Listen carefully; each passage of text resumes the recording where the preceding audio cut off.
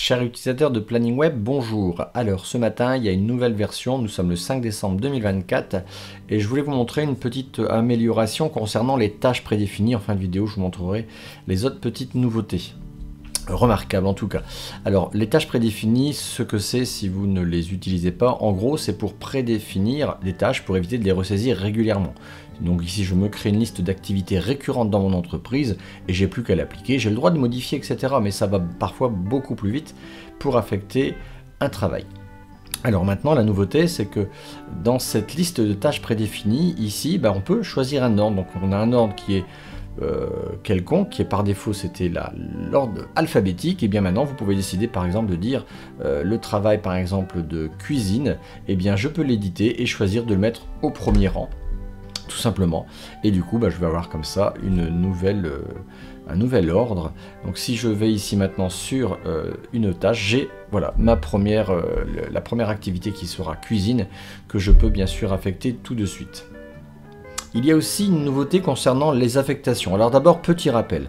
Par défaut, le vocabulaire, c'est des ressources, des équipes et des affectations. Moi, j'ai choisi de mettre le mot client, donc si vous ne le faites pas, vous avez ici en bas à droite, vous pouvez choisir.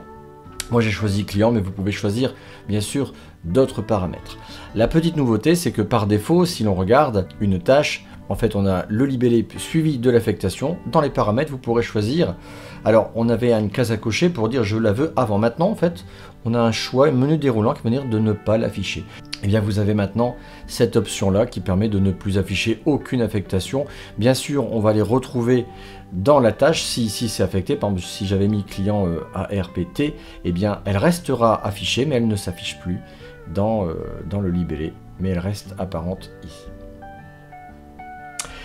Toutes les nouveautés, vous allez pouvoir les retrouver tout en bas à gauche dans version. Vous avez ici la liste de tout ce qui a été refait dans cette nouvelle version. Donc au niveau des calculs d'heures, vous l'avez vu, il y a eu des versions intermédiaires.